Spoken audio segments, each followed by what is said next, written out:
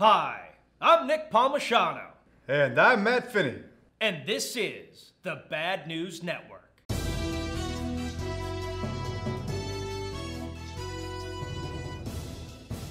I'm going to monologue. I'm telling you, I'm going to monologue. This is not the news. This is purely my opinion. And if you don't like it, you can go straight to hell. That was an overreaction, and that's what I want to talk about tonight. I don't like the idea of fake news. I don't like it when the president says it. I don't like it when his opponents say it. I don't like it as a hashtag because it degrades a very important institution in American society. And intelligent people rely on this institution in order to make reasoned decisions. But the news isn't that anymore, at least at the mainstream level.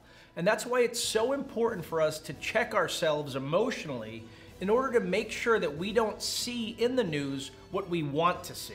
I will use a current and unfortunate example, and for once I will try to keep it short. A protester named Garrett Foster was killed this week by a driver that Black Lives Matter's protesters stopped and started banging on his car. From all accounts, Garrett, a white guy engaged to a paraplegic black woman, seems like a pretty solid dude. He was an Air Force veteran that left the service when his girlfriend came down with a condition that created sepsis in all of her limbs and they had to be amputated. He's cared for her ever since. His sister said that he was at these rallies because for the entire duration of their relationship, they've faced racial charged comments from people of all races and backgrounds because they were a mixed couple. Sidebar, if you're saying that kind of in 2020, you really have a worthless outlook and you should reevaluate yourself. Come out of a cave, join civilization, it's okay. Anyway, Garrett is at this thing to support his girlfriend and racial equality. Meanwhile, another guy in a black car is slowly driving through the protest. He gets stopped. People are pounding on his car. He allegedly comes close to hitting Garrett and his girlfriend. Garrett, who is open carrying an AK, runs up to the vehicle. Next thing you know, Garrett is shot and the car is driving away.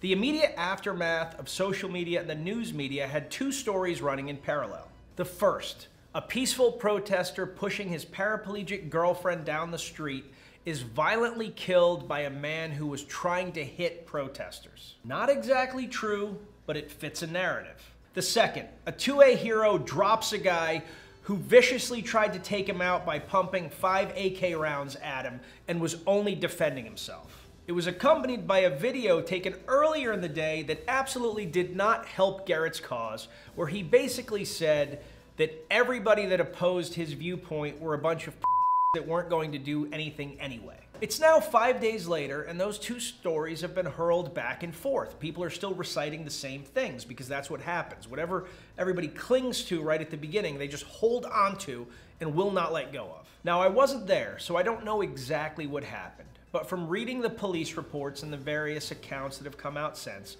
and from watching a video, here's my guess, and it was only a guess. The guy in the car is driving through the protest and things get heated. People are yelling at him, swearing at him, banging on his car. His anxiety is up, he's scared, and he goes into lizard man, full frontal cortex survival mode.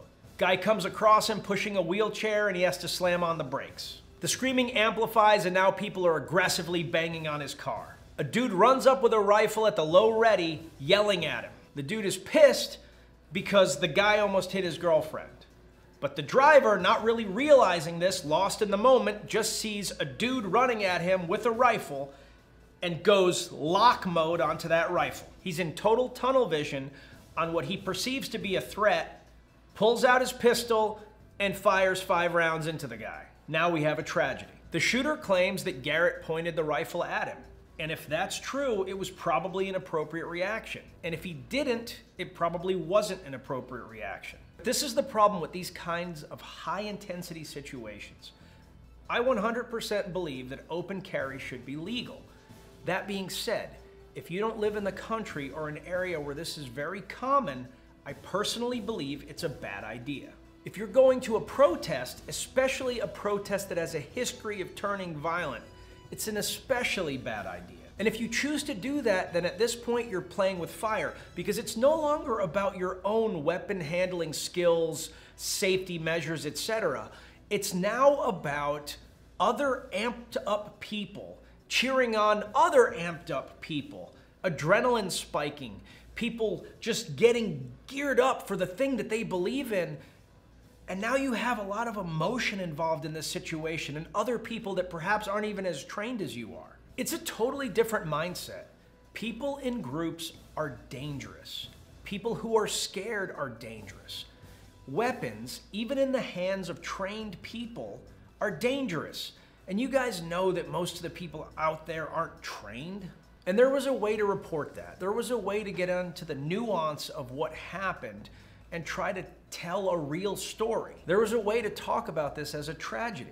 We don't know a lot about the shooter yet, so this could all change. But from initial reports, it looks like he turned into the wrong area, got scared out of his mind, and shot a guy he saw running at him with an assault rifle because he thought he was gonna kill him.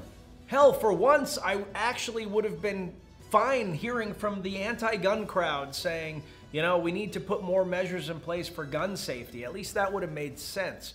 But we didn't get that. Instead, we got propaganda. And the media isn't going to get better. Those days are gone. So we have to take personal responsibility for our own reactions and our own behavior. If you shared either of the early versions of the story, you're probably wrong. For example, Garrett did not fire the first 5 rounds. The first 5 rounds came from the driver. The next volley of rounds came from another protester who was shooting at the driver's car as he drove away. Also, the initial claim that the driver sped at protesters seems to be exaggerated.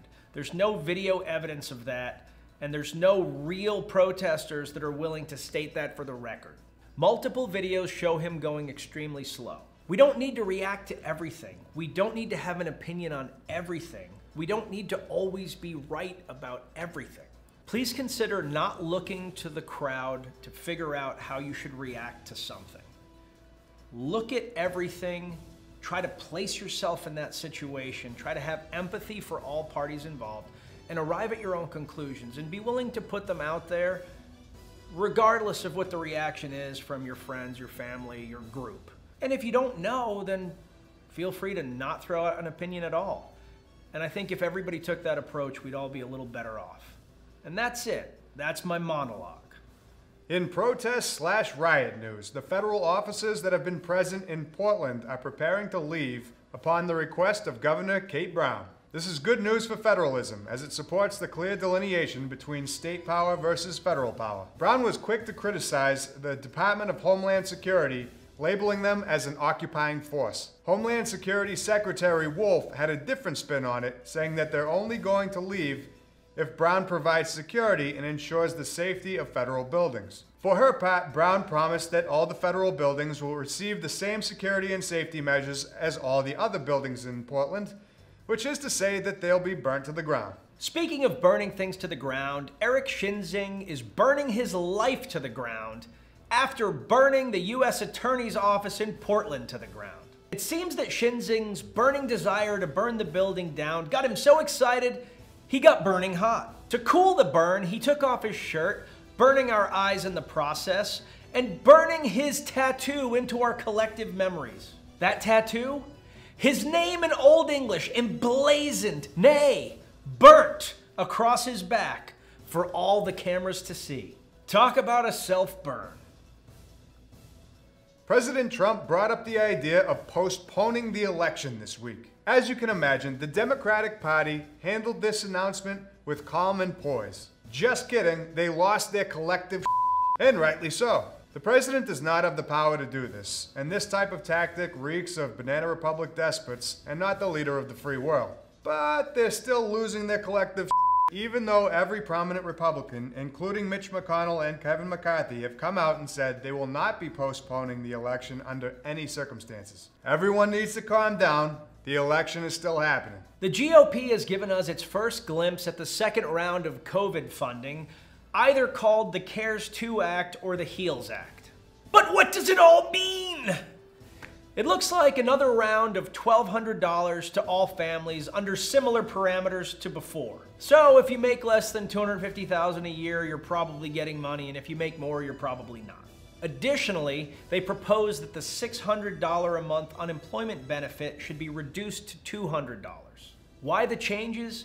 The initial CARES Act of $600 a week on top of unemployment benefits essentially amounted to $31,000 a year on top of the normal unemployment benefit that sought to have you around 70 to 80% of your previous income. So what does that mean? It means that most Americans were actually making more money on unemployment benefits than they would be if they were working. This is a challenging situation because on the one hand, with that act, the government is essentially incentivizing people not to work, which hurts businesses. But on the other hand, the government is incentivizing people not to work so that the disease doesn't spread. But this is simply the first look. The Democrats are definitely going to have a say in it, and this is just the beginning of the negotiation. The Republican plan also includes an eviction moratorium to make sure that people stay in homes during this tough time. Their plan in total is going to cost about $1 trillion. The Democrats have not yet released their plan, but they've already stated outwardly that they will not sign off on any plan that includes any reduction in benefit or any pork projects like the $1.2 billion new FBI headquarters. The plan we expect them to put forth, which is similar to the plan they laid out previously, would cost about $3 trillion. My guess is that this fight is going to drag to the nth hour, the benefits will expire, and then we'll spend about a week of them arguing back and forth before they finally put together some shitty hodgepodge bill at the nth hour. One major complaint that both sides are going to have to address in some form or fashion is that many Americans are complaining about the fact that businesses got a huge chunk of the stimulus previously and they feel it should just go to people. Here's the problem with that. It's easy to hold up the big corporations like Ruth's Chris and say, man, there's no way they should have gotten that much money. But most of the corporations taking part in this are small companies, and without this stimulus, they're literally just going to die. If we don't look out for these small businesses, there's going to be no jobs to return to when this is all over. And to ward off all the emails and messages from people that wrote me last time I talked about the importance of protecting small business, this is coming from a guy who has not taken any government money for any of his businesses thus far. The internet broke this week after the arrest of a transgender woman by New York police using an unmarked van and plainclothes cops. The plainclothes cops grabbed the woman while regular uniformed police formed a wall of bicycles around them. The officers claimed that the snatch and grab tactics were necessary because they had been getting pelted with bottles and rocks. Protesters denied this, saying that they are completely peaceful. The woman is wanted on 5 counts of destroying security surveillance cameras all around the city. The grab has been touted as everything from the right answer to literal Hitler and everything else in between, depending on people's outlooks. Mayor DeBlasio weighed in with a milquetoast response, saying that while the tactics were good, it probably wasn't the right time and place, meaning that he's on board with it, just not when the press can see it. Protests continue this week. So what does America think about it? Let's go through the numbers. There was near universal support for change after the killing of George Floyd.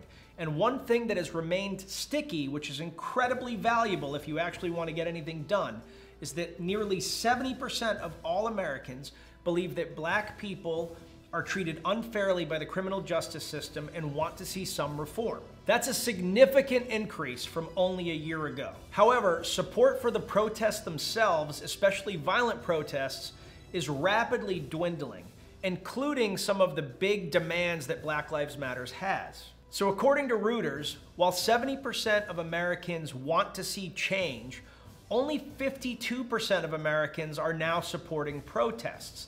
That's down 12% from only 30 days ago. And that's a real problem for the movement, regardless of what anyone is saying. Black Lives Matter has said that they don't want a singular leader or a group of leaders making these decisions, but they want the grassroots swell to be able to make the decisions. We called this right at the beginning of this thing. We said if somebody doesn't step up and be that intelligent, reasonable leader that is outlining everything and is talking to Congress and is talking to the media in a unified measure, that this whole thing was just going to turn into the Occupy Wall Street movement. There's a certain energy that the entire population has pretty much signed on to. Everybody wants to do something. People are on board with change. People want to solve problems. So somebody's got to lay out that platform. You can't just keep spending time saying everything sucks. So what is the Black Lives Matter platform? Well, that largely depends on which random leader you're talking to or which city you're in, because everybody's asking for different things. I'll try to lay out the things that are probably actionable, that might be actionable, and that are definitely not actionable. So the things that pretty much everybody is on board with that I think Black Lives Matter should attack aggressively are the ideas of prison reform, police reform, and penalties associated with marijuana possession or minor distribution. Most people don't really want to see lives ruined over petty stuff. And most people believe that black people have been treated unfairly by the system and they want equitable results. Then there's stuff that is a much harder sell. The first on that list that always seems to come up in every article is reparations. Only 1 in 5 Americans is even up for considering this, and even among the black population, you're not getting to 50%. So there isn't real support for this occurring, and it's probably an uphill battle. Second, defund the police. Turns out everybody kinda likes the police and wants the police to be around, and that's across every race and every demographic. People don't really want the police to go away. They want police policy to change to make sure that some of these things that shouldn't happen don't happen. That's a far more reasonable stance, but it's not as catchy as defund the police. That's another thing they should probably drop. Then there's the crazy that if people keep pushing, if people keep getting into the news, is going to kill this movement before anything happens. A guaranteed minimum income, free healthcare, free food, free housing, free gender reassignment surgery, free abortion for only black Americans. Like, it's a non-starter, it's not gonna happen. There's so many different issues built into that, plus the associated racism with the idea that like only one segment of the population is going to get this and it's based on race. It's a non-starter. Everyone is going to say this is crazy. Second, a disruption of the nuclear family in favor of a community family. I'm just gonna say it, and this is opinion. No. The nuclear family is one of the reasons that our society actually succeeds. Time and time again, we see that when the nuclear family is broken down, children have a very small chance of success compared to families that are intact. So the idea of trying to break that apart on a societal level is essentially asking for failure. It's a terrible ask, and no reasonable person is going to support it. And the third, overturning US capitalism and imperialism. This starts sounding like every bad dictator, Marxist, communist, socialist piece of crap in the world that hates the United States because the United States continues to be successful. America's not going to sign up for that, right? I know that the Republicans in particular have a bad habit of calling anything they don't like socialist, but when you start using language like that, that's pretty socialist, Marxist, communist language. Like, nobody really wants America to go in that direction that is reasonable. So those three things need to be dropped from the vernacular. The movement needs to focus on something that is actionable, that the country is behind, that you can get done, or else it's just going to be a nuisance in a very short period of time. And I hate to say that, but that is the direction things are going. There has to be some kind of a leadership group that is working towards an agenda, or everything just starts to become an annoyance to the general population. You heard it here first. The coronavirus is kicking our 154,000 Americans, including former presidential hopeful and business tycoon Herman Cain, have submitted to the virus. The GDP dropped 32% in the second quarter, which is the worst drop ever. Folks, this is worse than any depression or recession we've had, and is all being propped up by the government while we amass record-breaking debt. What can you do? Wear a mask. Wear a goddamn mask. It's not political at all to wear a mask or not to wear a mask. It's the dumbest hill to literally die on ever. What else can you do? Stop having large events. This is the place where most people are getting affected. Indoor events with more than 10 people where people aren't wearing masks is literally the calling card of getting COVID. And I know there's all these alternate facts people out there right now, but I'm an evidence-based guy. Every country where the population social distanced and wore masks is in good shape. Every country that didn't is screwed. If we continue on this GDP trend, our economy will crumble and our debt will skyrocket. I know this because it's literally happening now, because we cannot reopen because not enough people are able to do the right thing. This isn't an opinion, this is what's happening right now. I want gyms to reopen, I want restaurants to reopen, I want a flourishing economy. We had some informal conversations with medical providers in the area. This is not scientific, so take it with a grain of salt. You would think most cases are coming from densely populated urban areas, but that actually generally isn't the case. There is an outsized portion of people here in North Carolina, in the ICU or in the hospital in general, that have COVID that came from rural areas that didn't believe in COVID. We've now heard several testimonies from doctors and nurses where the patients have yelled at them saying that COVID isn't real. One apparently said Fauci is a This is bad information. 154,000 Americans dead. The earliest we will see treatment is October, but realistically, it'll probably be more like December or January. And I'm not saying freak out. The chances that you'll be badly affected by COVID are still very low. But do you want to take that risk with your friends, your family, your parents? If the answer is no, then let's try and do the right thing. After Washington instructed China to shut down its consulate in Houston, Texas, because it was associated with espionage operations, China hit us tit for tat by closing down a consulate that we had in Beijing. This is only increasing tensions in the two countries as we look to shut down each other's cool guy clubs so that rich guys who have no real experience can get nominated to those positions and hang out in a foreign country. It seems like no matter what the US does, China will do the exact thing in response to make sure that it looks strong. This is some Cold War from back in the day. I remember it because I'm old. Well, that's cool and all, but can they do this? Speaking of China, all 50 states have issued warnings about seeds being sent to various homes from the Chinese post. One man planted the seeds and said there's nothing out of place. We now go live to that very plant.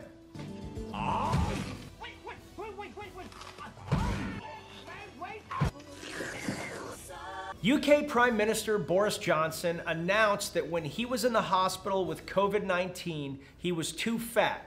And that's the reason why his portly ass got so kicked. So to combat that, he's joining CrossFit and watching his caloric intake. Just kidding. He's launching a national program to target fitness. This is kind of like when your significant other just up and decides to be vegan. So that makes the whole household kind of vegan, and then you're sneaking out at 1 a.m. to make a run for the border to Taco Bell just so you can feel the sweet, succulent taste of meat hit your lips.